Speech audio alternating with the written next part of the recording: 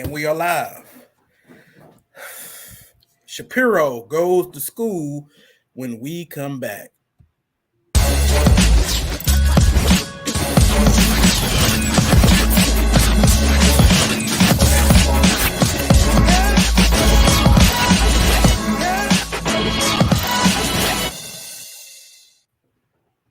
Welcome. Internet signal looking a little funny, but we're gonna get through this. Yes, we are. It's Freestyle Friday, y'all. Thank God we all made it through the week. It's been a busy week for myself. I cannot say everything that has been going on this week, but if I've talked to you, you kind of know. So please be praying for me. Ben Shapiro. We've been wanting to, have a conversation with this brother for a long time. But before we get into all that, just want to give a shout out to the chat. Got an A2 D2. He's so humble. He is the gift of God. The gift of God has arrived. Mr. Phil Fox is in the building, New Testament theologist. He's in the building. Sister Michelle Turner. And if you are on this live, please hit the like button, share, and subscribe. This is the slowest climb to 1,000 subscribers in the history of YouTube, but it's all good. We're just going to keep doing what we do. That's not stopping me. That's not stopping Chris. Like I said, Chris has equity in this channel as well. What's up, Chris? What's going on? Oh, am I muted? Give me a second. Oh, no, I'm not muted. Let's make sure because I was looking at another screen. What's going on, fam? It's good to see y'all. Happy to be here. Me and Matthew were just talking backstage, and I was telling him, I'm a little tired. This was like a long day of fulfilling ministry. I feel like I'm so blessed. Like, I literally this morning, I had a supporter text me, just randomly text me, a supporter. Like, hey, if anybody needs money for food, or because they power went out, because there was a big ice storm here in Michigan and a lot of people lost power for a couple of days. He was like, if anybody needs some money for food or anything like that, these are the supporters that I have. This is just randomly text me. If you run into anybody that needs some help, let me know, because I want to support that. And boom, I found some opportunities and connected those people together. What, beautiful picture of the gospel, of the good news, being in the hands of Jesus. And then I was on college for a few hours earlier. I was showing Matthew some pictures. So I have a very eclectic group of students that I serve, and so here's a picture of me and some of them. And we're sitting there, and here's a picture of me and a couple more of them. Oh, a little light ring makes it where you can't see it. A couple of my daughters, and some of my sons, and a daughter. And that was only some of them. I have even more than that. Anyway, so earlier today, while on campus, we had some really good discussions. Like Fridays, what I try to do, like on Thursday nights, I host a Bible study where they come. And we're going through the book of Acts right now, so we're normally doing it like an inductive study, because that's just the method that they use. The book of Acts, and then kind of throw out some background cultural stuff well to the induction that they're doing. And then on Fridays, what I do is I avail myself. I basically go camp out on campus at the student center. And hey, if you're hungry and you poor, because college students are basically poor, come on by. I'll get you some food, and let's just talk about life. Whatever y'all want to talk about. It's informal. You come, you sit, you stay as long as you stay. We talk about what we want to talk about. It's time to go. You go. Today I had the privilege. We had conversations. One of my kids, Alyssa, she was asking about the afterlife, heaven and hell. So we had a good 30-minute conversation on heaven and hell. Some of my good old-fashioned apologetics paid off, because I've got some apologetic arguments for the reasons for us believing in the afterlife, and pointing to things. So anyway, it was a great time. We talked about the criminal justice system. Like, these guys are just practice, just while we're talking here, about I disappeared. All right, I disappeared. I'm back. Okay. Anyway, we had a good time. We had a real good time. And Matthew, are you still there? Okay. I feel like I'm. Are you still there, Matthew? I don't hear you. Keep going. I'm here. Can you hear me? I can hear you now. Okay. Can you hear me? How long did I go out for? Sorry about just a little bit. I was muted, so you was good. I was talking, but I was muted. Okay, I see. I see it to the level of depth. It was a good time on listening to my kids at talking about life and doing ministry, but that also has this, it's a lot of work. It's a lot of emotional energy. So yeah, I got home today, and then I do my intermittent fast, so I didn't eat till about 5 o'clock. So anyway, it was a good day. It was a good day. Happy to be here. As you stated earlier, we've been chomping at the bit to have a response to Mr.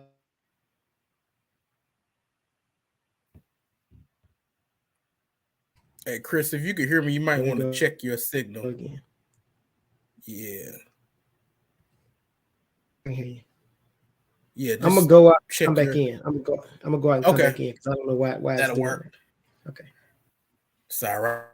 Right. They're gonna get this word today. All right. So before Chris comes back, yeah, we've been wanting to do a piece on Ben Shapiro for a long, long time. And let's be real, right? As Christians, we really don't play the partisan game, and we do our best. You there, Chris? Yeah, I'm here. I wondered if I kind of took my video off a minute, if that helped. I don't know if my son there playing video games or something. So it's possible. It's always possible. It's all good. We're gonna get through this because this is important. We do our best not to get caught up in the whole partisan game, right? And if you're a Christian, there are going to be portions of conservatism, libertarianism, classical liberalism, modern liberalism that overlaps, but nothing is going to fit perfectly. But when answering the question of race, right? When answering the question of race in America, we see people like Ben Shapiro really take a principled position. It's a principled position. In other words, not really dealing with any type of data, not really dealing with any type of real world experience. And guess what? Another word for that is lived experience. And when I mention something like lived experience, that is often mocked. That's often mocked. So we just want to listen in and see what's going on with Ben. We're also going to critique how some of the folks on the panel, right? How some of the other people on the panel respond.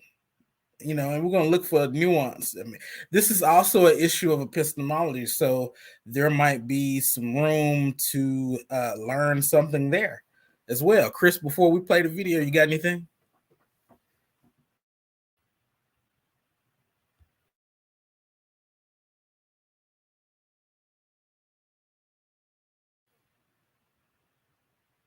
You there, Chris? Might need to pull up my Facebook real quick to make sure you're not talking to me through Facebook. Hang tight, good people.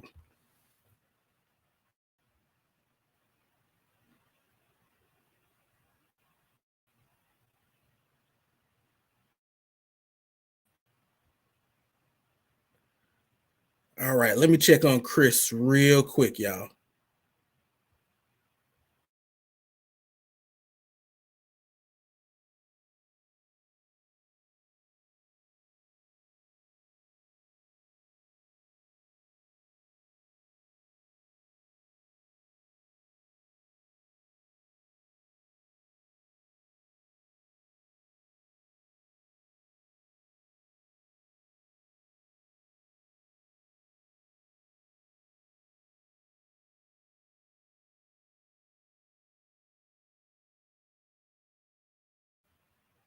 All right, looks like it's just me. So we're gonna go get started, and Chris will be back. He's just working out his technical issues. But if you can hear me in the chat, if you could put some ones in there.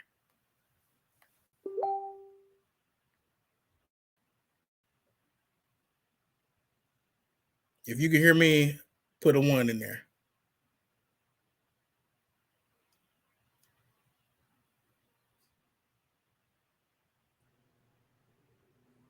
Let's try this again. Let's try it again.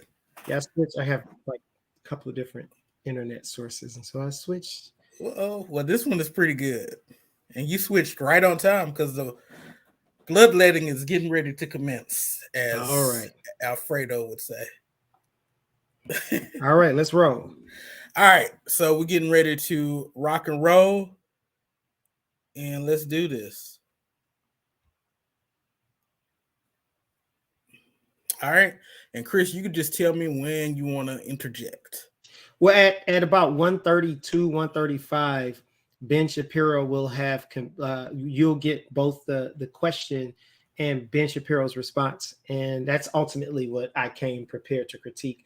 I wasn't thinking of critiquing anyone else's comments, but I'm happy to sit along for that, and if anything comes to mind, to share on that. So about the first minute and a half, you can probably play it at like 125, and because it's only a minute and a half, and then we'll we can start, and then we'll go from there.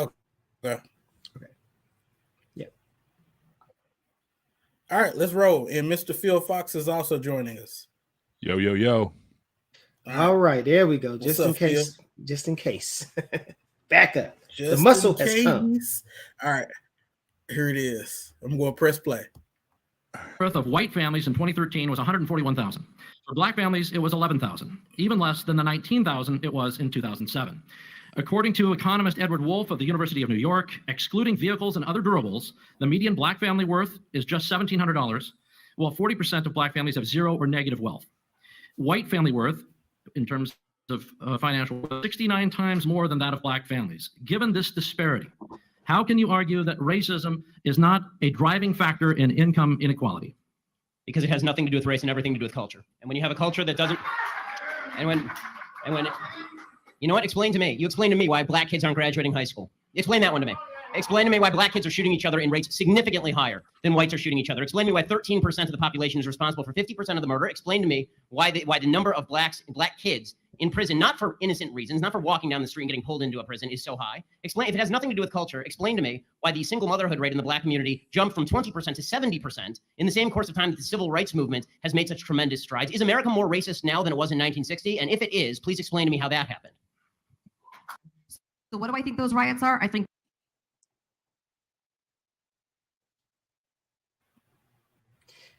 wow, he said a lot. He did say a lot. You got to give Ben Shapiro his props. He can say a whole bunch of garbage in so little time. Very little time. And I know I sound biased, and some people love Ben Shapiro, and that's fine. But I just don't think too much of him. I really don't. And once you look past all the fast talking, you can get down to the nitty gritty. All right. Anybody got anything? Well, one of the things is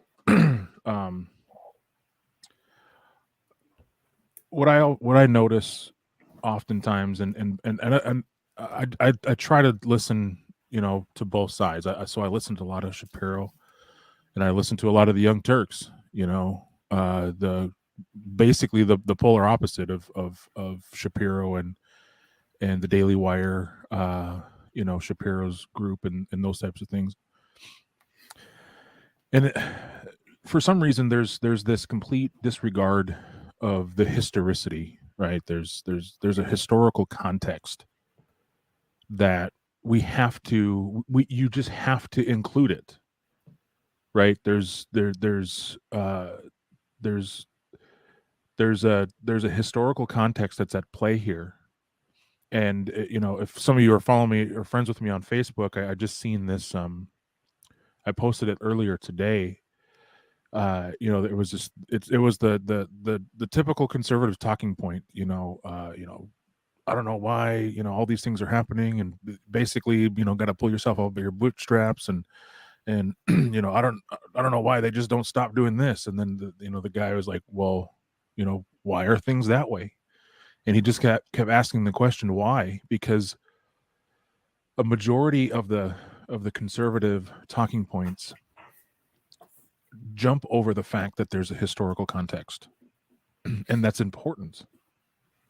And when it's void these historical contexts, and a lot of this have direct correlation as to why things are the way that they are in their in the realm of the how things are happening today. We have to keep that in mind, because these things just didn't happen in a vacuum. These things didn't just magically appear this way. There's a reason why. There's a lot of these statistics that he rattled off. Why do they know? Why are people killing each other? Why are and I got to give it to Shapiro. The guy is very articulate. I wish I could think as fast as he can. Because he's very quick in those types of things. So I got to give him props for that. But there and again, we have to ask these questions: why are things this way? And so that's the major issue with a lot of these, and especially when we're talking politics, right? Because a lot of it is they speak in extremes for a purpose, right? That's to and Shapiro even says it a lot. If you take it right down to its logical conclusion or to its logical extreme, he says it multiple times in many different contexts. Because I've been, like I said, I watch a lot of this stuff back and forth. Even interviews where him and the folks from the Young Turks are going at it in direct, back and forths.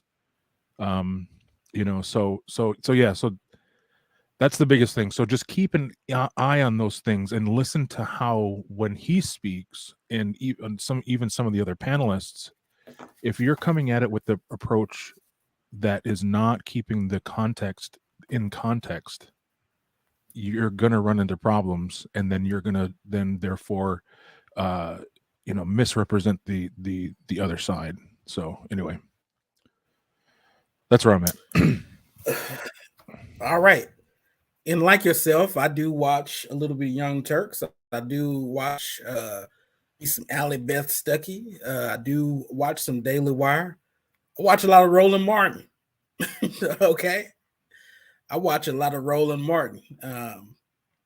Don't really do Fox News. Don't really do MSNBC. Do a lot of reading. I want to get behind the news and come to a decision on my own. But a good friend of mine coined a term that I told him I was going to steal. And the term is what's called cultural Pelagianism, right? And so when we listen to Ben Shapiro make his point, he said culture is the sole deciding factor. It's the sole explanation to explain everything. And I just would have to disagree. I think one reason for the out of wedlock birth rates is that Black married couples tend not to be having as many kids. Could that also factor into I'm 36 years old. I probably should have about 2 kids here soon, but we've been taking time with our careers and things like that. I'm 36. Well, I'm not gonna put my wife's age out there, but we probably won't have about as many Smart kids. Man. Okay, but we will have some kids. But the bottom line is, if you have single mothers having kids and you have married couples not having as many kids, is it really that is it really that hard to do the math and see the statistics coming? Now, I do believe in family. I do believe in I do believe that a 2-parent household is pretty good. I was not raised in a 2-parent household. I didn't have a quote unquote nuclear family. I had an extended family model where my mother raised me. My uncles played a major role in my life. And I haven't went to jail. I'm a former police officer. I think I've done pretty good. I'm about to have my second master's. I'll start a PhD program. I grew up in the hood. We were on welfare. Like, should I what's up with my cultural values, Mr. Shapiro? Like, shouldn't I be a statistic? I mean, by that logic, I should be a statistic because I fit every one of those categories. But like, what's up? So I don't think culture. I think culture and structures influence one another. I think they go hand in hand. It's just absurd. It's absurd to think that there were no effects from Jim Crow, no effects from the war on drugs, no effects from slavery, no effects whatsoever. That's simply absurd. And once again, we're talking about reasoning to the best explanation. I'm not saying that culture doesn't play a role. I'm just saying to say that it plays the sole role. It seems like you're just trying to stick to your political philosophy, and that's why I said he takes a principled position, and he ignores much of the data. He ignores. Truth of the matter is, culture can be influenced by structures, and culture can influence structures. We just witnessed the murder of a young man in Tennessee by police officers. Now, these police officers were Black, right? And so, we're searching for a way to explain this. The truth of the matter is, there is a culture within that structure that's operating whereby the lives of Black people are disregarded. So you see a structure and a culture often working hand in hand. It happens. I can say a little bit more on that, but I'm going to yield to my brother. Okay, he said a lot, and I kind of took some notes to kind of go point by point for what he said. So whenever I get to a point, you guys have something to say about it, we can pause there. You can jump in, share on that, and then we'll kind of move along to the next point. So the first point he said was, he said it was culture, and then he said, explain to me why they're not graduating high school. And I'm curious of when this video was, how old it is, because for the last 10 years, graduation rates by Blacks, both genders, the aggregate is currently it's like 88%. And our white counterparts is like 91, 92%. And I think it was there's like 16, I think. I'm sorry. I think it was like 16. Right. So that's not even that long ago. And this has been the graduation rate for Blacks has been trending up for like over a decade. And it's almost equalized. It's almost actually normal. And I think the main factor is pretty common sense, although there's studies that kind of allude to it so that, even if you don't have common sense, you can kind of pick up on it. So first of all, we are graduating from high school. So that's actually inaccurate. Maybe he's dealing with some old data. There are still other factors for that income gap. One of which is the quality of education. There are studies that show that Black kids, even those that graduate, are not as prepared for college because a lot of the classes that they receive, the quality of education is remedial. So they're not prepared. So even though they meet the qualifications for graduating high school, they aren't necessarily good. And then if you dig even further into those statistics, what you'll find is there's a lot of I'll drop some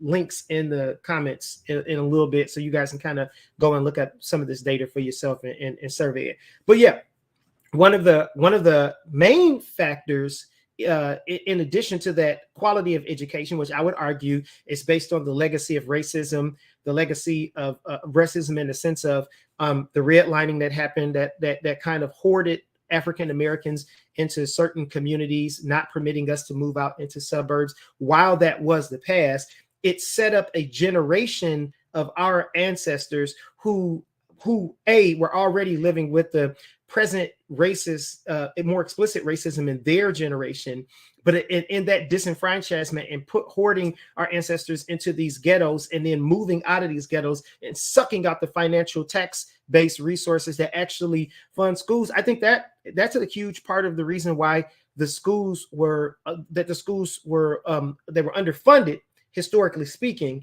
and that's how they fell so far behind. Studies show this. Like I say, it's common sense, although studies show this. So you have the challenge of the fact that it's inaccurate that we aren't graduating. We're basically graduating at the same rate as our white counterparts right now, with a very small margin of error, which is anomaly. That's normal anomaly. Secondly, our quality of education is proven that it's a lesser education compared to our white counterparts, and that contributes to the higher education statistics where the gap widens. Ironically enough, although the gap widens, it widens mostly with men and not women. Women are actually, Black women in particular, are actually the most educated demographic in America. They're more educated than most other people groups. White Asian women might outpace them. But other than that, and I'm not even sure if that's the case. I know Black women is way up there. Graduating college with an associate's, a bachelor's, master's, you name it. Black women are basically outpacing all other people groups and have been for about a decade now. Now, is there a correlation between that education and income? Not necessarily, because for some strange reason, there's a wage gap between men and women. And in spite of the fact that Black women currently are the most educated, the median income of just Black women is still less than virtually all the other women groups, and including the men group. So white women who are on average are less educated actually on average make more money than Black women. So even the logic that he's using, saying that this lack of education is a fundamental reason that there's disparities in incomes for African Americans, it doesn't add up. I think that as you build the cumulative case, what you'll have to come to realize and accept is this fact. Education is a part of the equation. It's not the main factor. The main factor is sociological environment. You're talking about a group of people, African Americans, who the previous generation, the people who were living during civil rights, getting fire hosed and dogs and black and white water fountains and such, and experiencing all the other social dynamics of that more explicit period of racism. Those are the people who raised this generation. Those are the people who themselves didn't always have an opportunity to receive the same quality of higher education and same opportunities for jobs and income, which again, if income is proven to be kind of the dynamic factor that has the most impact, how the environment that we grew up in, poverty in particular, plays a huge role in what we see. Poverty, there's a huge correlation between poverty and crime, particularly violent crimes. Another thing that he mentioned, he talked about murders, both blacks against blacks and blacks outpacing the country in it. I wasn't able to look up those statistics. He was wrong on the education graduation statistic. I don't know if he's wrong on that statistic. He might be right. He might also be looking at dated information.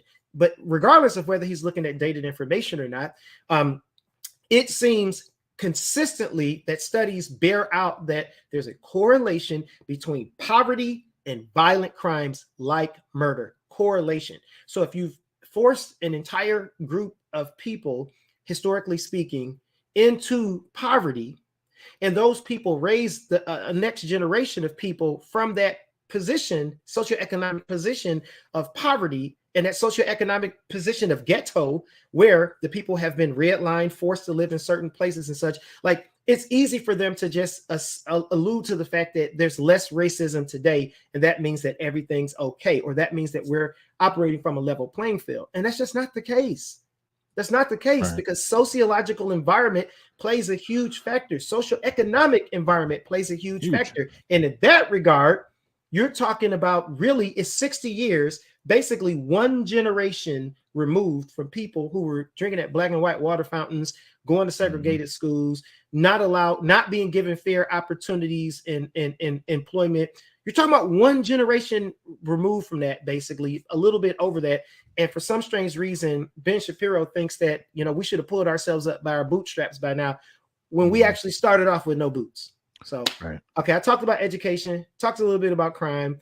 He mentioned some other things. I'll get into that, but you guys didn't get on crime or anything like that. So I want to give you an opportunity to jump in there, and then I'll kind of throw out the next thing that he mentioned, which is he talked about black kids in prison not for innocent reasons. And I'll share some thoughts on that. But go ahead. Yeah. And you can share your thoughts on that first if you want to. It doesn't make Yeah, I just wanted to, add one thing. I mean, it's easy to look, especially if, and I don't know Shapiro's, he's obviously financially stable now, right? But financial instability creates desperation. And when you have generations of that, right? It just creates a whole plethora of issues. So to both, apologists in Detroit's points, how are kids going to perform? And you hear this all the time. How are they going to perform if they don't have no lights in school? If they're dog tired and because their parents were up, doing things they shouldn't be, or all of these things, so there is a direct correlation to all this. But again, cultural context is a massive, and historical cultural context is massive, and a distributing factor to all of these things. So to just blindly point and to blindly just say, oh, it's why are these things? Well, yes, look at why exactly. That's the correct answer. But but yes, and as far as the crime goes, excuse me, I thought I had the night off, and then because I was sitting back and I was eating some Chinese food, and I was like, oh, and then I seen my brothers, and I seen my brother MJ put out the call, jump on if you need. So I jumped on. So excuse my throat. Still got some stuff in there, but anyway, so but yeah, these these issues, we just have to take a slow down, first of all, and think through and process through, because my challenge for all of us, right, for both sides, whether you're left or right leaning, and I try to shoot down the middle. I try to shoot straight down the middle, and you can you can have your thoughts about that if you want, but the thing is King Jesus is my affiliation. But the thing is that don't just go into your ideological bunker and lob truth bombs over the issue, right? Because we're not solving anything. So slow down and look at these things, cross the aisle. And if we do that, I think we can have more, more robust conversations about these types of things. So anyway, that's my contribution to those points, and then I'll jump in when you're ready to move on, Chris. Goodness gracious. Culture. Okay. So recently, it was a study, an investigation amount over housing appraisals, right? Over housing appraisals, where Black families were losing hundreds of thousands of dollars. And, one way that you can build wealth is through real estate, through property, right? But these black families were losing hundreds of thousands of dollars when the appraisers would come in and appraise their home. So what some of them began to do when the engagement would take place, and this is called controlling in research. They would remove anything resembling that black people had been there,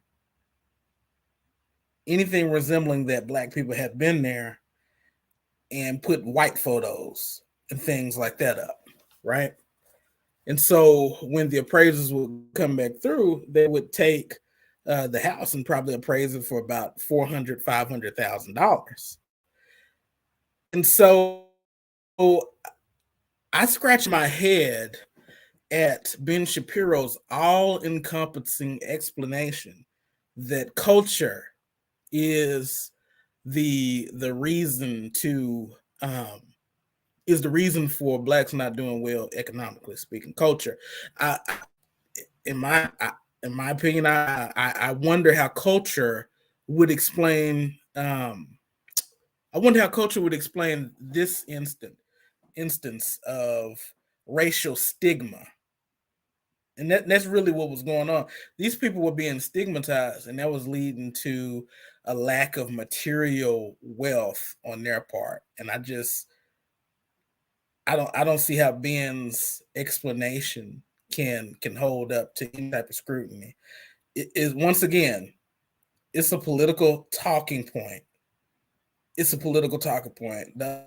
other day, I was listening to Roland Martin answer Paul David Bett. I think that's his name. He's a Middle Eastern gentleman, Middle Eastern businessman who's done quite well for himself. And he asked for evidence of things that were going on in America.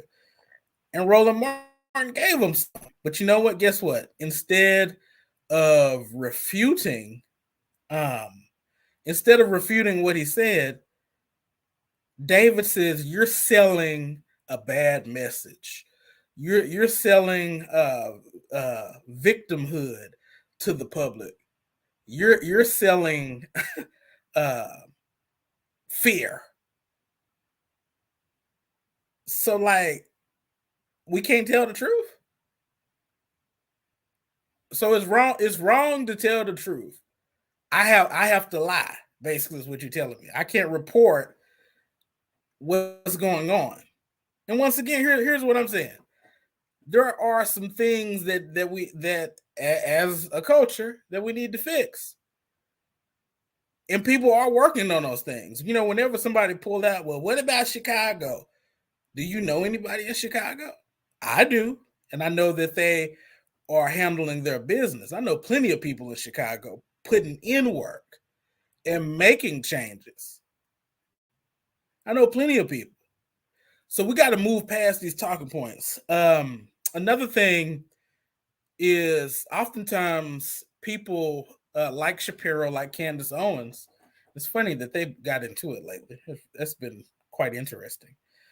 They will march black people out from, especially Thomas Sowell, from the period right before all of the civil rights gains, right before LBJ took office. And this is when black people were doing real good and blah, blah, blah, blah, blah. Never mind the fact that after the civil rights gains, you had a couple of things. You had white flight, which also took most of the businesses along with them, most of the jobs, most of the factory jobs.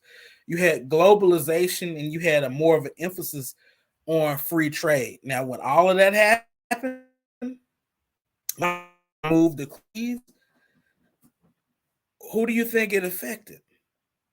You ever heard of the saying, last person hired and the first person fired? Well, it affected people who worked at a General Motors, people who worked in steel, people who worked in those type of jobs, right? And what do you think happened when poverty happens? Poverty breeds crime. Poverty breeds and influences behaviors. I'm not saying they're determinants, but I do believe in influences. I believe in free will, but I also believe that your environment can influence you in certain ways. But like, what do you think is going to happen when there is a lack of access to the opportunity structures? Like, what do you think is going to happen when jobs go across seas? It's not rocket science. It's really not. Shall we continue, Chris?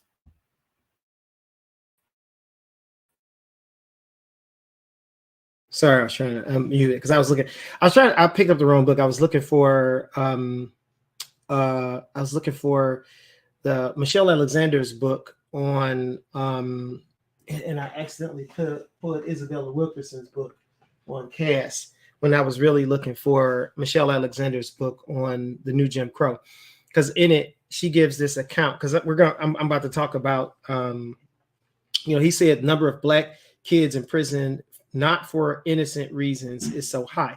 And I would love to know where he's getting the data that determines who's innocent and who's guilty, because I feel like that he's operating from this notion that the vast majority of these people are guilty. And I think that, you can't just speculate like that. You have to have good, like, if you're going to use that as an argument, you should have good evidence that that's the case. I can't find any good evidence. I couldn't find any good studies out there. I find studies that actually try to do, and most of the studies that I find argue that rather than it actually being the majority of these people being justified, is that we have a broken criminal justice system. Me and you, Matthew, we were just talking the other day when you called me, and we were talking about how in the Bible restitution was the primary way that crime was dealt with, and we might do a teaching on that sometime in the near future. So basically, if I commit a crime against you, I stole something of yours, whatever I did, there's a restitution that I owe to you. Whereas the American criminal justice system actually functions in a uniquely different way. It's like, I can steal your car and damage your car, and then the government comes in and puts me in jail, and they charge me for a public defender. They charge me for my time in court. They charge me for my time in jail, and then they charge me for going to probation, right? You got nothing out of all of this. All they did was punish me. You got nothing. You have to pay to get your own car fixed, or you had to have insurance to get that car fixed, and you still had to pay that $500 deductible. I didn't have to pay that $500 deductible, even though I stole your car. You see what I'm saying? And again, we might end up doing a show where we talk about the different ways that governments kind of look at punitive. But I think that there's a substantial amount of work that's being done that bears out that the American criminal justice system is a broken one, and it's amplified by the fact that we have such a large population, 330 million people here, and such a large percentage of people. I mean, we have more people imprisoned here in America than any other country and throughout the history of the world. It's crazy the way that our justice system functions and compared to others, and most importantly, and compared to what we see in the biblical ethic. So to me, I think that he's just wildly speculating that Blacks are justly in prison, because I think that the data arguably bears out the exact opposite, that we're unjustly, that we, like in Michelle Alexander's books, she uses a case as an example where some lawyers went to I don't know what court it was. I couldn't find the book. Anyway, but here's the scenario. So police officers have stops that there's a cause. You got a light out, you change lanes without a blinker, you yield at a stop sign, there's a cause. And because you broke a law, I pulled you over. I'm a cop. I pull you over and I stop you. Those are off the table. They did a survey on discretionary stops. That means that the police officer had a gut feeling that something was wrong and stopped you. Discretionary stops. and the discretionary stops disproportionately targeted Black people. So when they went to court, the lawyer was saying these officers are practicing racism because they're profiling people by the color of their skin. It bears out in the statistical data because the percentage of the population is this, and the percentage of the people that are stopped on these discretionary stops are significantly higher than the actual the percentage of the population, more than double the percentage of their population. And this is why people of color are being swept up into this injustice system that America has here. The judge says, unless you can prove that they're being racist, we can't rule that they were, unless you can prove, unless somebody is saying I'm being racist, or you can have evidence that they're being racist, and they're saying what the statistics is. So the police officer said, well, what we're doing is profiling based on statistics, but they were creating the statistics by profiling. Like, where does it begin? So it's a real challenge to pursue justice, and this isn't some small thing. You know, I often reference this. South Carolina, the University of South Carolina did a study over what was it, like 10 years, and it was like 20 million stops in their state, and they noticed like crazy variances, anomalies in the statistics when it came to African Americans being stopped with these discretionary stops. Crazy statistics, like 63%, like they're 12% of the population and get stopped 63% more often they get stopped. So yeah, it's a I think that he's wildly speculating in his assumption that the African Americans are justly imprisoned more often, and to me, that's a racist notion. Why is it easy to believe that? Okay. Moving on to the next thing. Yeah, and let me just say this, right? My method for evidence and explaining this stuff is the same. Number one, I'm using the same method that I was in apologetics. Explanatory scope, explanatory power, simplicity, all of those things give you justification to believe something is true. So what I'm engaging in, or what my compadres are engaged in, it's the same method that we would use for the resurrection, same method that we would use to demonstrate the existence of God. Is it going to give you 100% certainty? No, but there's no need for me to play the skeptic.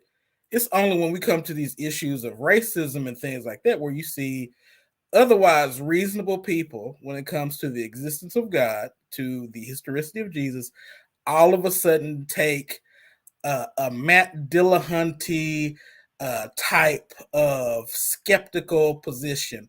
Why? Because your sacred cow is on the chopping block and it's getting shredded up. So as far as it's an idol. As far as placing the same demand on Shapiro, come up with a good explanation that has explanatory scope, that has explanatory power, that does not ignore history, that does not make logical jumps, that not commit fallacies, that does not commit is-ought fallacies and things like that. Because the next move is to say, well, what about these other these immigrant cultures that come over here and do good?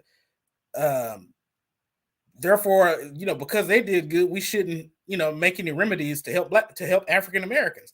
Well, that's is-ought fallacy. That's fallacious. And just because something is the case doesn't mean that it ought to be. And also, you can't ignore history like that. That's just not the way the historiography is done. That's not the way the sociologists engage in these studies and in their discipline. I mean, it's just bad.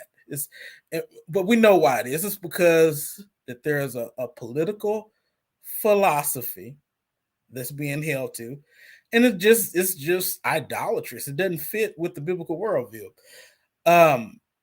Another thing about the criminal justice system, it's just like you said, Chris. Now, I'm a former police officer. And yes, we were not supposed to profile, but we could generate some reasonable suspicion. And we could, we could say that based on the neighborhood, the time of the night, and the people who are normally involved in crime, I decided to engage in the discretionary stop. Now, granted, there's nothing objective here except for the police officer's opinion and his subjective hunch. That's not objective. Nothing about that is objective. Nothing about that is evidence-based. This is simply a whim. And of course, the same thing happens when certain police officers kill Black people. I feared for my life. It's once again is subjective, and so yes, it's broken. It's broken. It's broken. And we just have, as Christians, we got to be a little bit better than that. We got to be a little bit more wiser than that. But shall we keep going? I want to comment to Senior Blondie's two comments there. Yeah, and to I keep hearing feedback like there's a video playing. There's a video playing. Is that one of you guys? Okay, it just went away. Okay, cool. I think it just went away. Okay, cool. I think it just went away. Okay, so yeah, those are great points, Senior Blondie. Here's where I think that I think that I'm saying something differently. First of all, you said you used the word systematically, and I would use the word systemically. Systematically, I think implies intention and agency. Where I think that is systemically, I think it's a system that's been broken from ages past. And in the past, it was intentionally broken. Yeah, he says he hears the echo too. Yeah, I'm hearing it too on you. There might be in the settings. Let me see. Go to audio, and then there should be a button for echo cancellation. It was also. But for some reason, it's still doing it. Okay, I might come out and come right back in. Hold up. Sounds Okay, better it there. just went away. Okay. Nope. Oh, it's not back. here again. Okay, I'm gonna go out, come right back, and then I'm gonna finish this thought because I think that Senior Blondie put some great points in. I've already started, so I'll be right back. I think that Senior put some All right. How about now? Echo test. Echo test. But let me just say this. Let me just say this. Number one, I don't subscribe to the notion that, and excuse my language, that I'm not gonna say it because I'm gonna be nice. I don't subscribe to the notion that a person has to hate Black people or that you have to have a law on the books for systemic racism to be present. I don't subscribe to it. If that's what you're subscribing to, when this is not going to be a productive conversation for you. I believe that you can have de jure systemic racism and de facto systemic racism. You can have laws on the books that produce a certain effect, and you don't have to have laws on the book that produce a certain effect. One thing that I would point to in terms of bias within the system, number one is the cocaine versus crack epidemic and how we prosecute those types of crime. Also, the next thing that I would point to is the echo coming through. Oh, the only echo free is MJ. Okay, great. Yeah. I'll drop and come back in too. Yeah, the next thing that I would point out here is let's look at the opioid epidemic, right? The opioid epidemic is not criminalized, right? The opioid epidemic is seen as a mental health issue. But what about the crack cocaine epidemic, right? When crack cocaine hit the scene, who was it ravaging? It was ravaging people within poverty, people who were deprived of resources, all types of issues. So even in how the system, even in how our government deals with certain people uh, who are abusing substances, one side is seen as human needing medical treatment, and the other side is seen as criminal needing to be locked up like dogs. And so once again, I'm not going to give you a deductive argument for this. I would simply uh, use abductive reasoning and reason to the best explanation. And whether you like the word systemic racism, I don't care. We can say systemic brokenness, and guess what? I still mean the same thing. The system is broken, it's trash, and it deals with a group of people as human, and it dehumanizes and excludes the other group. Right. Just to your point, MJ. I've talked multiple times about this phenomenon that was happening in an Indian country called the MMIW, the Murdered and Missing Indigenous Women movement. And so there was a problem, and then thankfully the United States government actually did something about it. They created a law, and it was called the Savannah's Act. And yeah, so they're saying that there's an echo on me too. So anyway, hopefully it's not a huge distraction, but but anyway, so this law was passed back in 2019,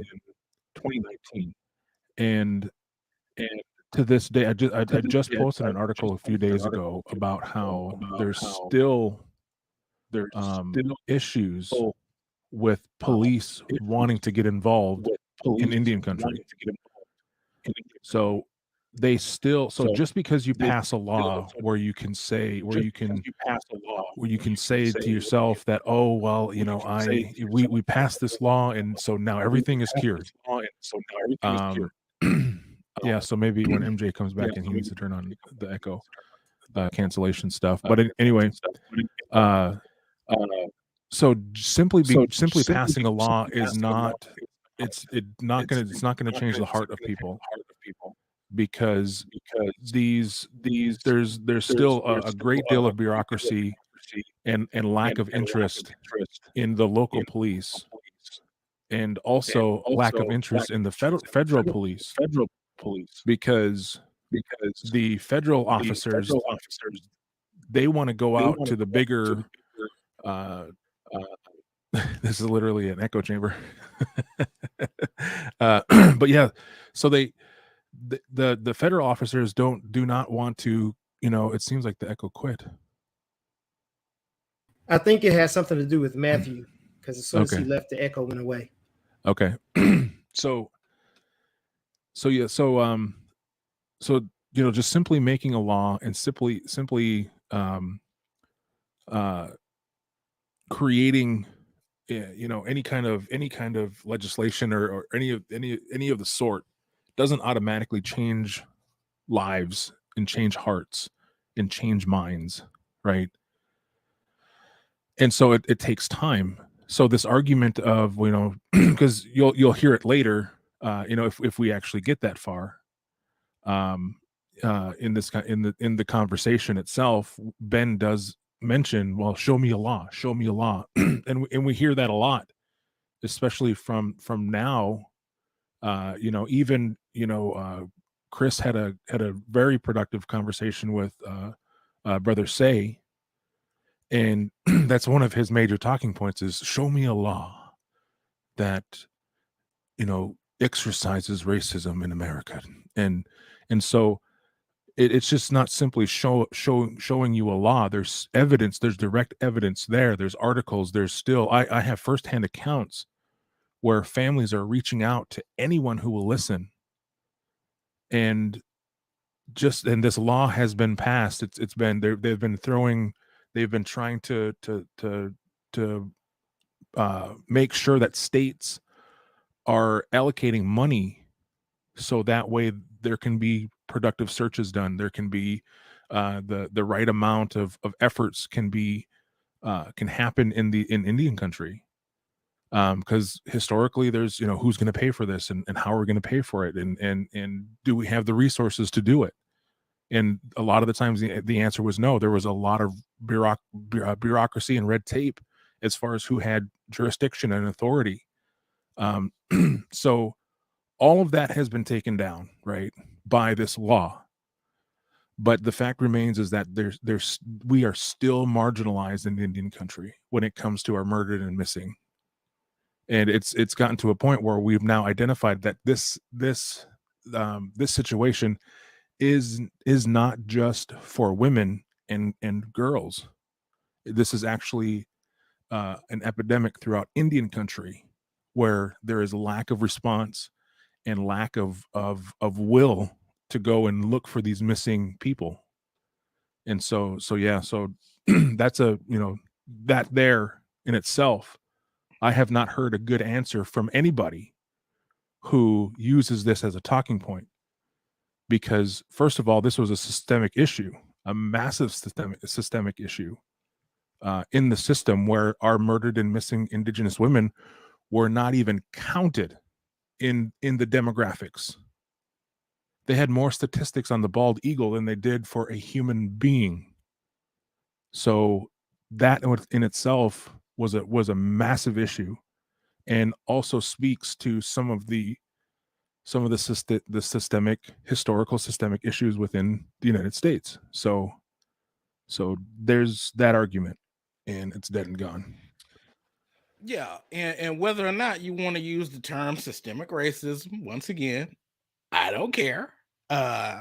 America is not my savior, right? America is not the kingdom of God.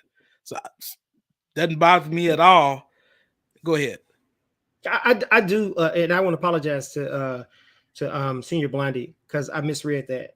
The comments were kind of flying by, and my apologize. You did say systemic, and I do think, to me, I don't think it's helpful. I've mentioned this in the past. I don't like how we spend all this time trying to become inerrant with the lexicon of what we're talking about. We're human. Yeah. We understand how we communicate, and as long as we're clear on what I'm attempting to say, and we should be able to continue the conversation versus getting bogged down in which word is the most appropriate. Okay, that said, I do think systemic is the most appropriate word, and I don't think that it's as I don't think that it is as unclear as you might, Senior Blondie. Can you see any of those links that I stuck in the comments in the private chat? Because I don't have the ability to post any links. I put about 10 links in there to some of the stuff that I was referring to earlier.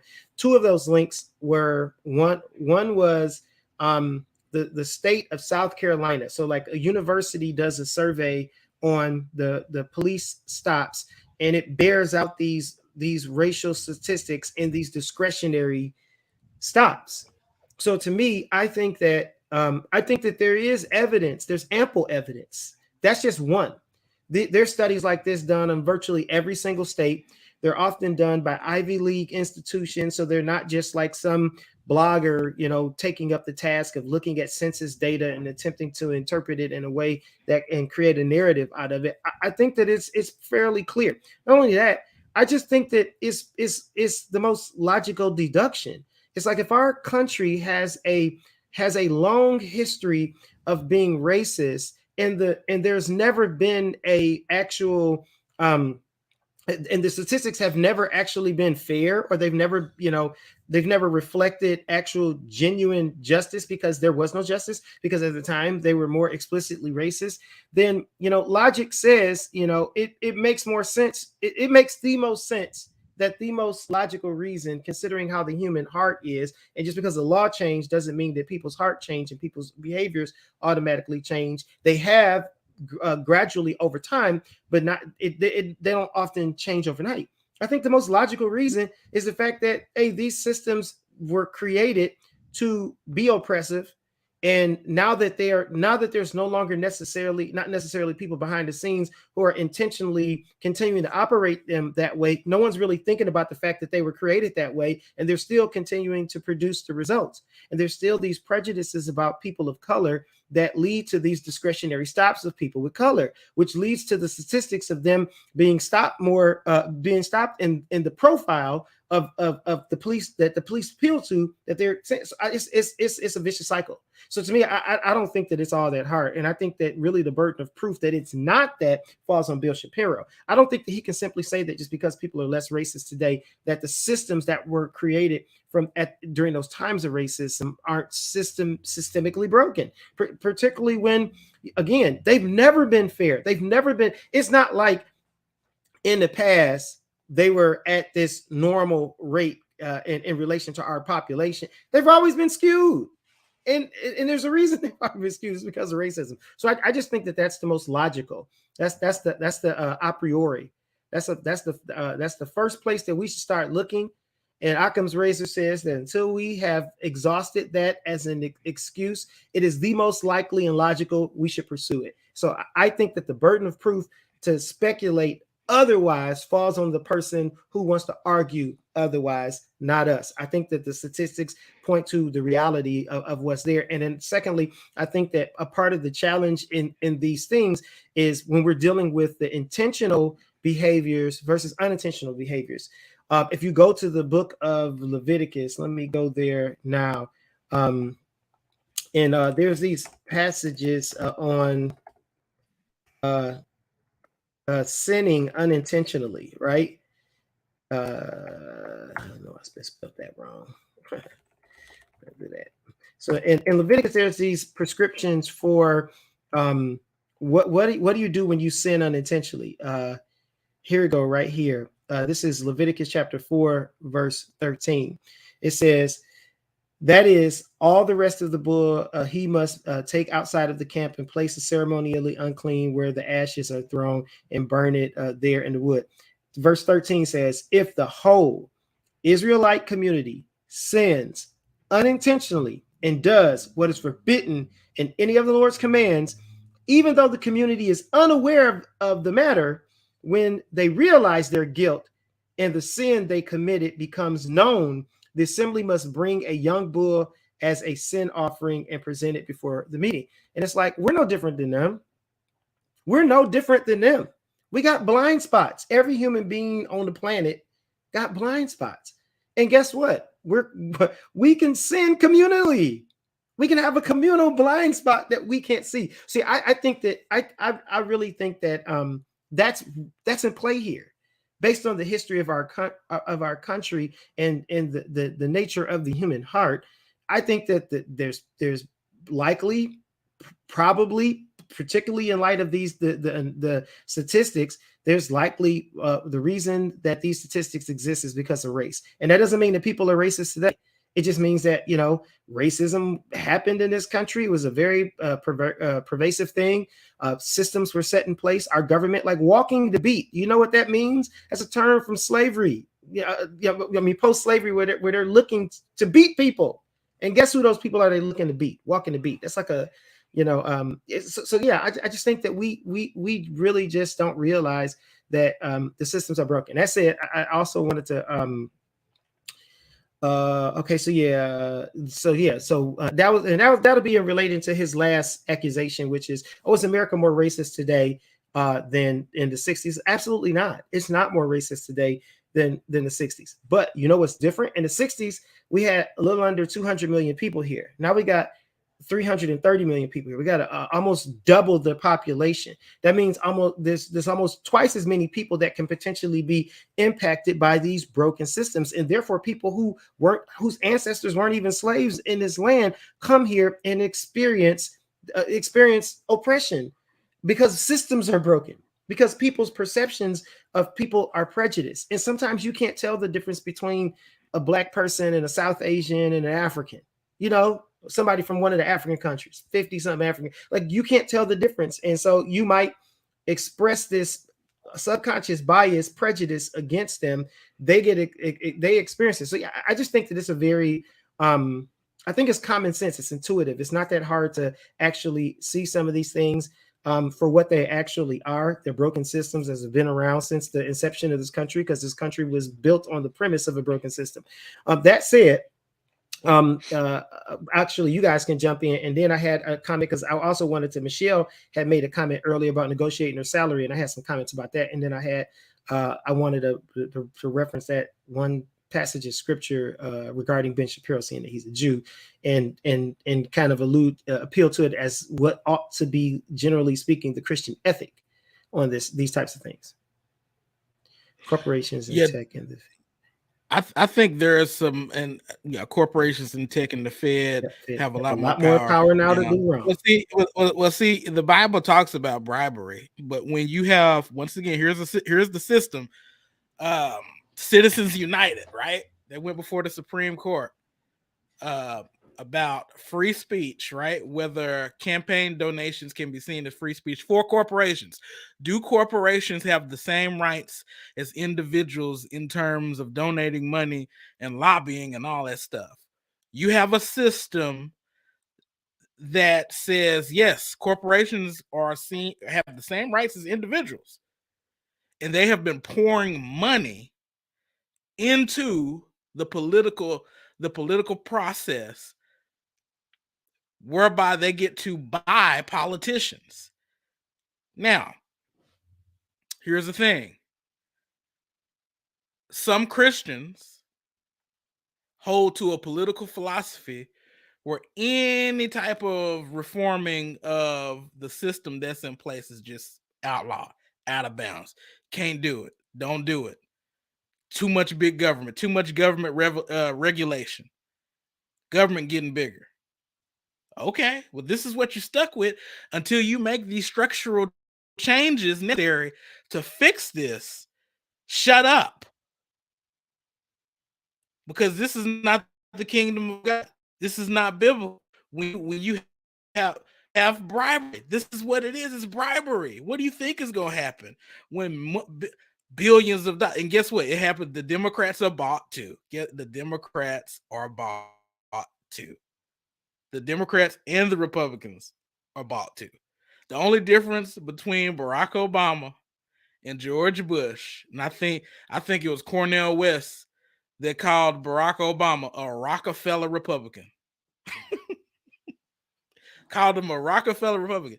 The only difference between the two was on the matter of gay marriage.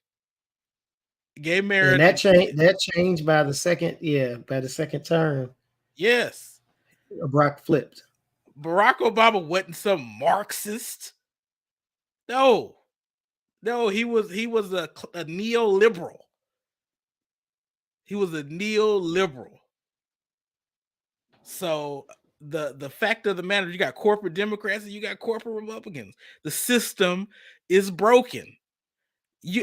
Private prisons, and you can invest in these private prisons through the stock market. What do you think is going to happen when capitalism intersects with our criminal justice system? What do you think is going to happen? You have Milton Friedman, libertarian. Everybody, for whatever reason, the average American think that that an economist is just like this sage, right? They just buy and eat up everything that Thomas Sowell said. Thomas Sowell is writing popular level books, and people are treating his works like the Bible, and that anything that he says is just, oh, he's one of us. No. Milton Friedman says, what's wrong with a person seeking their self-interest? What's wrong with selfishness? What's wrong with that? Number one, Christians are to be countercultural. And so we understand that when a person's greed starts crossing over into these other structures, President Obama's his drone game was second to none, by the way. When the person's greed starts impacting government, like, what do you think is going to happen? And this is a bipartisan issue.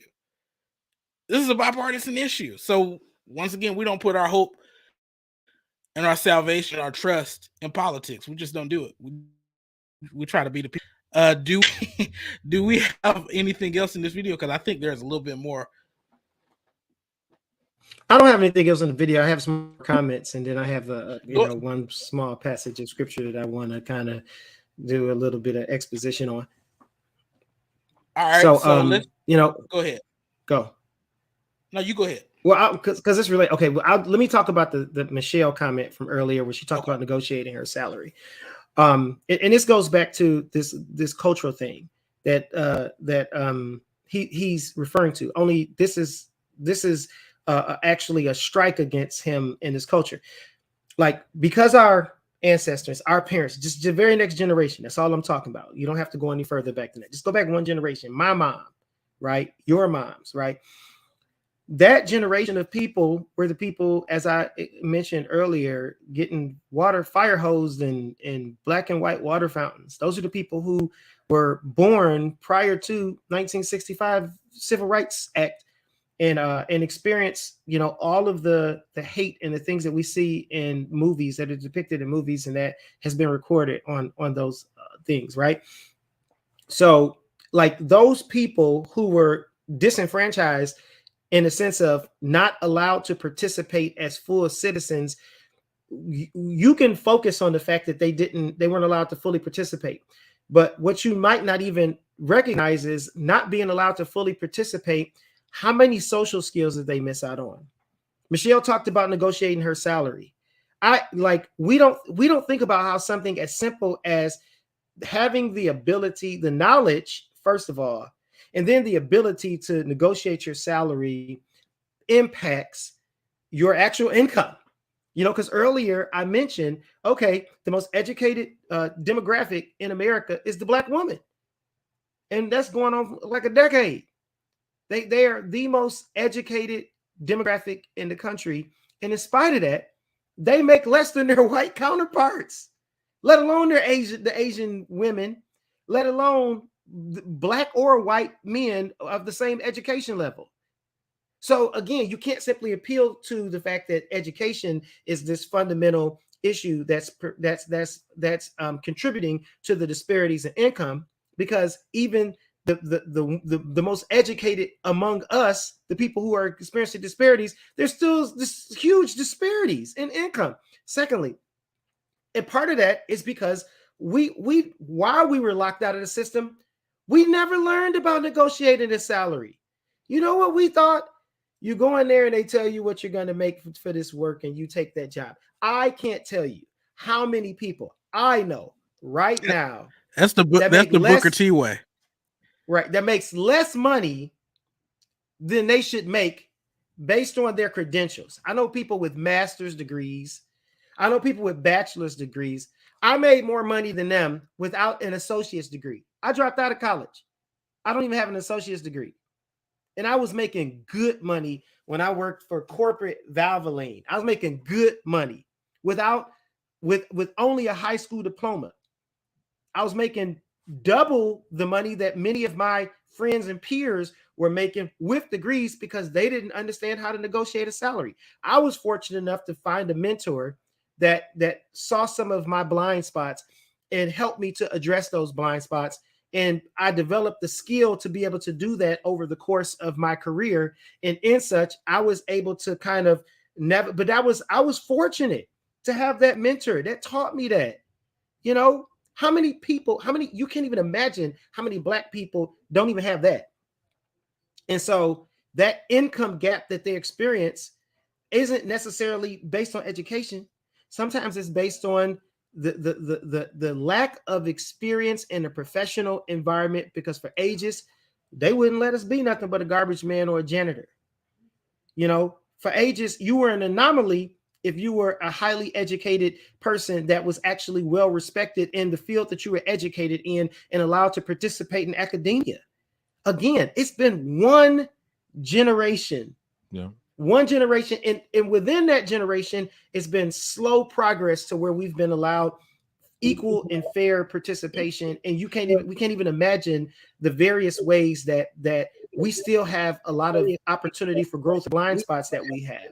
So yeah, I think that that's a big piece of the that's a big piece of the what we need to consider when we're thinking about these things, because it's not simply even broken systems that are causing these disparities. Some of it is just the lack of basic professional acumen and skills that we would have gained had we been allowed to participate like everybody else.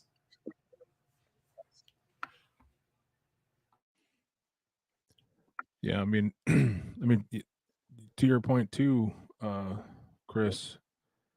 Unfortunately, just ground level. some folks are just happy to have a job, and let alone trying to go in and rock the boat and try to negotiate a contract. I mean, that just mentality is a lot too. You know what I mean? So I mean, just cultural differences. Some of these cultural differences and these things that are different communities and just mindsets, difference in mindset and all this. So we got to factor all that in when we were making these sweeping broad statements. And so yeah, it's just it seems to be MJ whenever MJ is around. Brown. I think it's something with his system. My assumption was that he had a window open and the volume was up just enough to where it was echoing, and he needs to just mute the volume on that other window that's open. But I don't know. We'll figure it out. In the meantime, while he's gone, I'm gonna go ahead and jump into my little passage here that I wanted to kind of highlight. I wonder if it'll let me to present. Let's see. Share screen will allow me to do that. This is share screen to my MJ would have to let you do it. We're about to find out because NJ not here. Oh, it's gonna let me do it. It looks like it's gonna let me do it. Can you see that? No. Nope. Okay. Oh, there you go. Okay, so like this is Deuteronomy chapter 8. And this is a very interesting passage. First of all, I think it's very important for us to understand. Can you zoom it in a little bit? It's a little small. Matthew has to do that. I don't know if it'll let me. Let's see. Like on your browser. Does that make a difference? It helps. Yeah, it helps a little bit. Yeah. Okay. Just for the folks in the audience. Okay, so yeah, so I gotta hold on one second. I gotta do this for 1 second. Go back down a little bit and come over here and take that little highlighter off so that when I'm over here, it actually does it big. Okay, boom. There we go. So okay, Israelites are God's people that he's using to be a nation of priests. He's basically using them to reconcile the nations to himself. That's like they're like just like the Christians in the New Testament have the Great Commission. Israel has this Great Commission to be a light to the nations and to draw people in to this promised land that he's given them. Here's this warning that Yahweh is giving through Moses to the Israelite people of what's likely going to happen to them. And it makes sense when you consider the human heart. Starting at verse 10. When you have eaten and are satisfied, praise the Lord your God for the good land he has given you. Be careful that you do not forget the Lord your God, failing to observe his commandments, his laws, and his decrees that I am giving you this day. Otherwise, when you eat and are satisfied, when you build fine houses and settle down, and when your herds and flocks grow large, and your silver and gold increase, and all you have multiplied, then your heart will become proud, and you will forget the Lord your God, who brought you out of Egypt, out of the land of slavery. Stop right there at verse 14 for a second. There's this natural inclination of the human heart to think, hey, I did this, to forget the fact that, hey, just if you read before this passage, or actually it's going to say it in a minute, it talks about, hey, just a minute ago you was on welfare. Just a minute ago you was in the desert. You and your ancestors in the desert, y'all eating manna and quail, right? Y'all drinking water out of the rock. Verse 15, he led you through the vast, dreadful wilderness, that thirsty and waterless land with its venomous snakes and scorpions. He brought you water out of a hard rock, and he gave you manna to eat in the wilderness, something your ancestors had never known, to humble and test you so that in the end, it might go well with you. Y'all was just on welfare. This is not a meritocracy. Y'all didn't just come up on your own. Y'all didn't do that on your own. Yahweh gave y'all this land. And he's warning you. Wealth clouds the heart. Wealth calcifies the heart. Wealth has this ability, this propensity to make you feel like you better than the next man and make you feel like you did this. And here's the warning. You may say to yourself, my power and strength of my hands have produced this wealth for me. But remember the Lord your God, for it is he who gives you the ability to produce wealth, and so confirms his covenant, which he swore to your ancestors as it is today. Listen to that. Yahweh gave Israel the ability to get wealth. He gave them that land. They didn't earn that. And he warned them. Wealth, when you start building them big, pretty houses in the suburbs, when you start eating that good food, that good high quality food from Whole Foods and all of the baller, organic food spots around your neighborhood, you're gonna start thinking you better than everybody else. It's gonna go to your head. That's human nature. My fear is that that's what's happened to old Mr. Ben Shapiro, who's a Jew. So this should matter to him. You keep reading the book of Deuteronomy and you get to what New Testament theologist was talking about earlier. You get to them zero interest loans, Deuteronomy chapter. Before you get to Deuteronomy 15 with them zero interest loans that is commanded, Yahweh says this, because there need be no poor people among you. That's what Yahweh says. He's talking about his people. He's not talking about what the government can do. He's saying, as my people, I'm commanding you, my people, to live like this. Love your neighbor as yourself. Give that zero interest loan to them and forgive it. At 7 years, forgive it. And at that 50-year jubilee, and when everybody get their land back, make sure you don't send people away empty-handed. Give them supplies to start their lives again. This is Yahweh's commands. Give those tithes so that the people who I commanded not to own land among you, the Levites, will have portions to live. Basically, you work and you supply enough, you produce enough food so that the Levites can so Levites are on permanent welfare. They're on permanent government assistance based on the command of Yahweh. They ain't even given land. And not only that, they're commanded to take that money in chapter 14 to distribute it to the poor, the widows, the foreigners, and the fatherless, the poor people in your community. They're commanded to take those tithes and distribute it so that they're commanded to leave the edges of their field.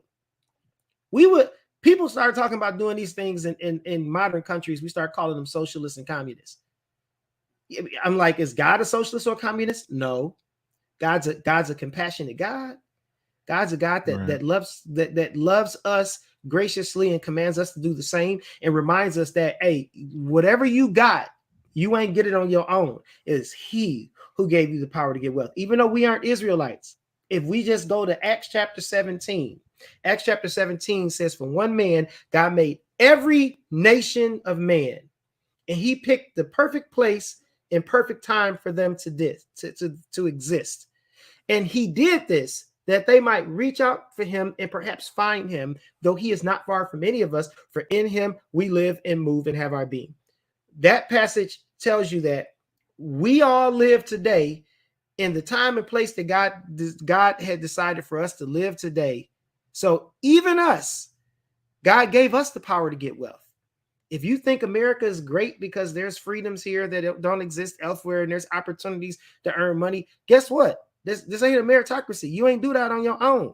God is who decided that your ancestors was going to live here, and God is who placed you in a place where you could do anything. It's like accumulate some wealth. So don't get that hard heart when you get a nice house and start eating that Whole Foods nice food. And you don't get that. Be gracious. And I'm talking to the Christians. Again, God didn't call us to abdicate to accomplish these things by casting a vote and having it legislated into law in our land.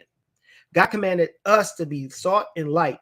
He commanded us to live in these very unique ways where we're like mirrors that reflect the Son of God, that reflect the light of God to lost humanity. That's what we're supposed. So even though we don't have to keep the law, these principles are timeless virtues.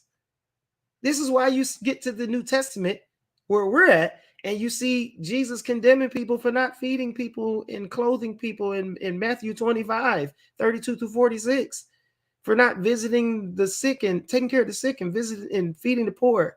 This is why you see it in James. Like, how you gonna say you got faith and you don't even feed and clothe the naked and poor people that's around you, and you want to smooth with the rich people that's around you? Like, nothing, not a whole lot has changed. This is true religion, taking care of the widows. James chapter 1, right? It's like the same principles that guided the ethics of God's people in the old covenant are the same ethics that should guide us today. The whole law is summed up in these two: love the Lord your God with all your heart, mind, soul, and strength. Likewise, love your neighbor as yourself. And it doesn't matter what Jewish literature that you look at during that Second Temple period. It is universal that every sect of Jews cited this principle of loving your neighbor as yourself, the condensed version of the law, loving your neighbor as yourself. And when Jesus is talking about having that, condemning the Jews for not having the good eye, not being generous, these are timeless principles. So yeah, this whole response from Ben Shapiro, to me, it comes across as the antithesis of this very passage of that Yahweh is warning the Jews about in Deuteronomy chapter 8. Don't get rich and think you better than everybody else. Don't get rich and let it go to your head. Be kind, be gracious, be generous. Love your neighbor as yourself. That timeless principle that kind of sums up the whole law. So yeah, I disagree with Ben Shapiro on this. I think Ben Shapiro has drank the Kool-Aid of America. He's found a kingdom that he thinks is righteous and just. He's found a kingdom that he thinks effectively offers salvation. It offers salvation to him. He's living a good life. It don't offer salvation to poor people. It exploits poor people. It don't give a care about justice. It don't give a care about righteousness. It don't care who flourishes. It don't. It acts like it's a meritocracy. It's clearly not a meritocracy, neither in law with broken laws that produce disparate outcomes. So yeah, I know I've been ranting for a few minutes. You can put the screen back up because I like to see the comments over there, and I can't see the comments right now. I have no clue what people are saying.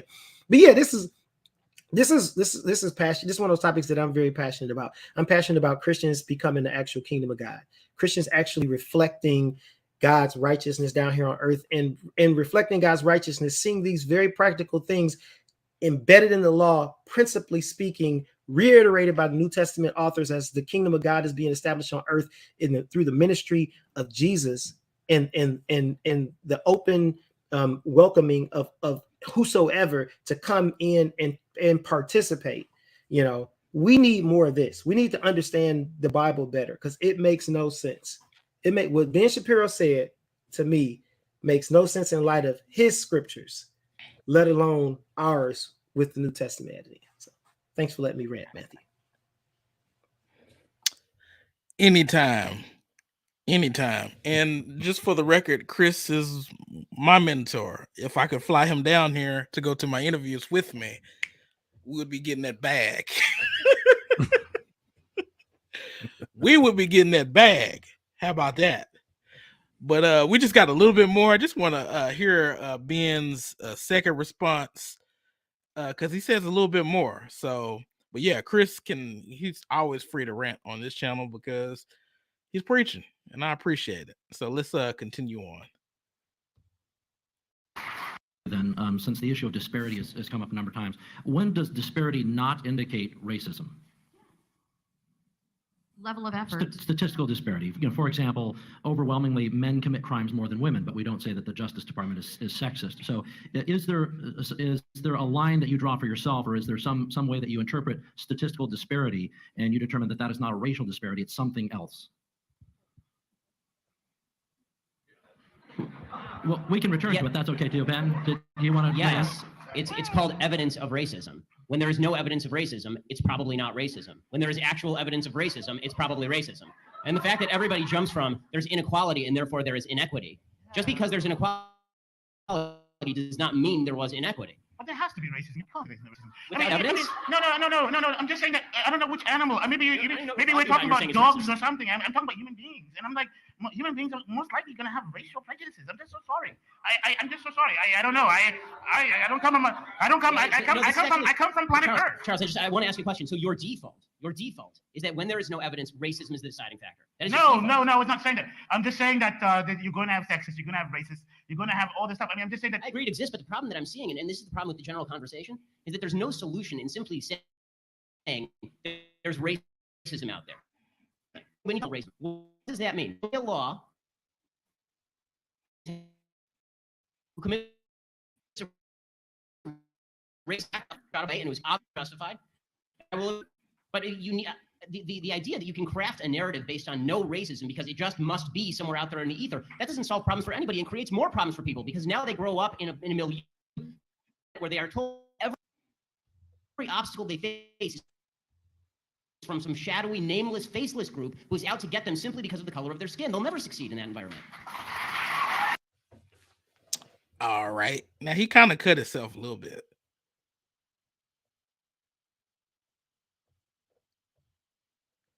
Can everybody hear me? Yep. Okay.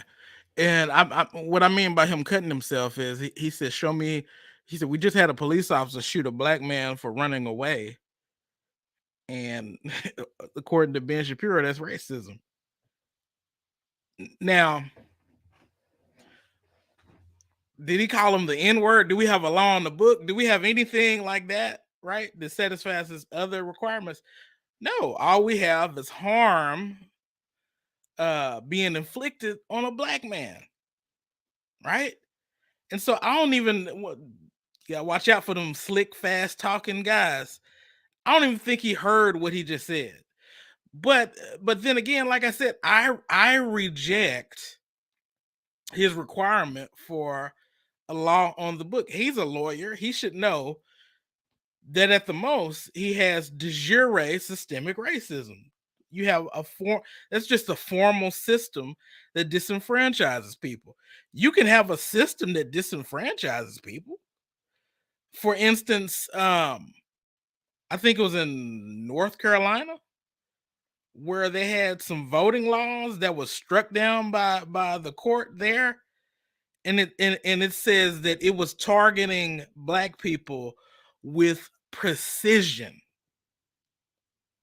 I'll get the source and I can post it in the comments of this video. But it was targeting black voters with needle-like precision. And here's another thing, just a little history, right? Just a little history.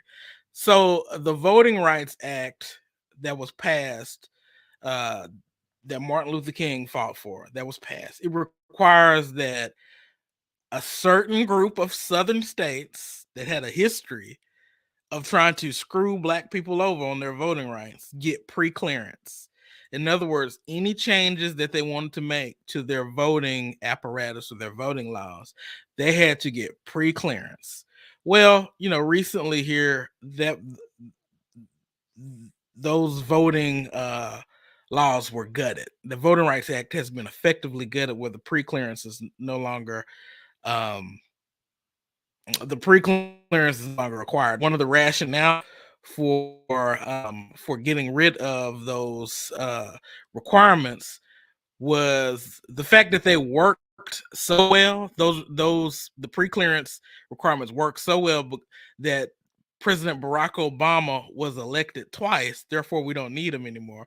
When in fact he was elected because black voters had these protections where they were not being systemically discriminated against. Now we could talk about voter IDs, we can talk about all that, but it's more to it than voter IDs. I mean, it's more to it than voter IDs. This is about shutting places down, closing ID places that are closest to Black communities, forcing Black people to go hundreds of miles and things like that. Look, they're a little bit slicker than that. Come on, there. So it's not just about IDs, but their own Supreme Court, I believe in North Carolina, I could be wrong, but their own Supreme Court says that the lawmakers were targeting Black people with needle-like precision. Now, were they saying N-word, N-word, N-word? Black people are not allowed to vote? No. But somehow, some way, they were still going about the business of disenfranchising Black people, excluding them, harming them, not allowing them to exercise their rights. So this requirement that you have to have a formal law on the racism of this a little bit better. I think the devil is a little bit slicker than that. And so we shouldn't be that naive. Anybody else got anything? Yeah. This is going to sound like way left field, but there's actually a case study that's out there. I don't know if anybody is familiar with AI, artificial intelligence.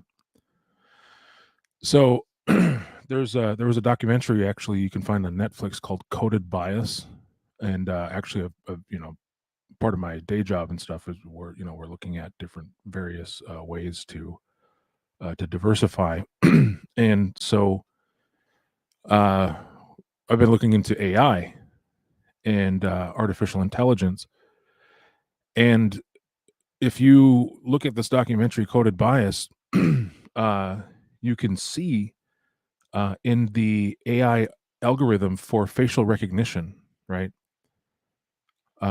It just shows the blatant overlook.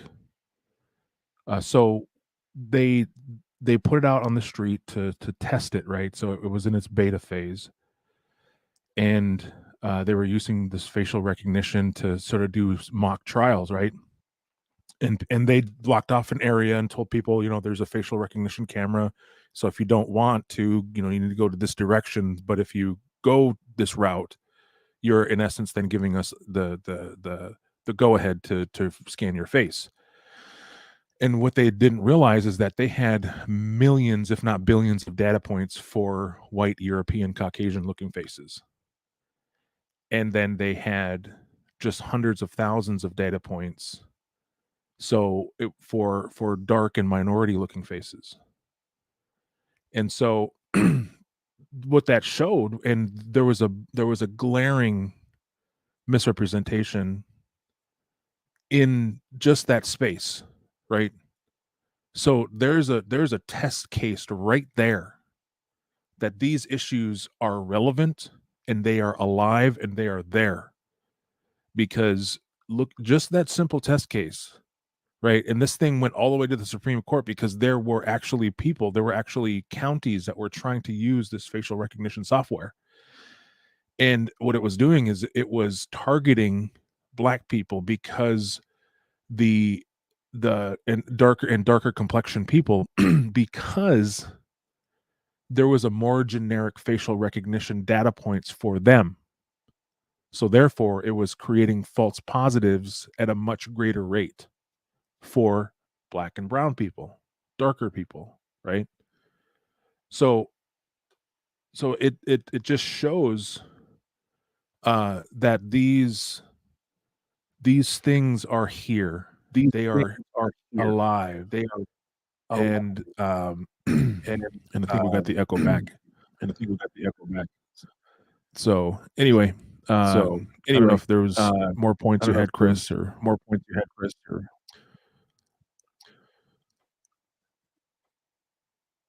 Okay. Yeah. So. We got the It's been one of those nights, and I think with that, I think we should close. So, yeah, Ben Shapiro got a lot of issues. I think his, number one, I just think that both political philosophies um, undergirding the parties of the two major political groups. I think it's problematic for Christians to give blind allegiance to. Um, I think the kingdom of God requires us to be free thinkers. And I think that we have to be willing to make changes where changes are needed, be willing to speak up, be willing to advocate and intervene, even if that pushes against party lines. We got to be willing to do what we got to do as people of the kingdom. And so for that, I'm going to disagree with folks on the right. I'm going to disagree with folks on the left. I just, we don't fit neatly within either or. We can have a discussion about how to best help the poor. We can have a discussion about remedying some of the issues from the past. If that's something that we should be concerned about, we can talk about that. But what we can't do is become partisan stooges, partisan hacks. We can't do that and put our faith in either one of these corrupt parties. And so, with that being said, probably have a podcast rollout. I still haven't finished my notes on reviewing Brother Chris and Samuel Say's session. I'm going to do that. That's going to be fine. That'll be pre-recorded, so hopefully I won't be having any of these issues. I apologize, wonderful people. Look, I'm going to be moving here in a few months, and hopefully wherever I go, I have a better internet signal than this, but we'll try to get everything worked out. I apologize if it was hard to deal with. I'm greatly aggravated at the moment, but God is still on the throne. Chris, what you got? Well, no, thanks for having me, man. Giving me a spot to rant. Giving me a spot to rant.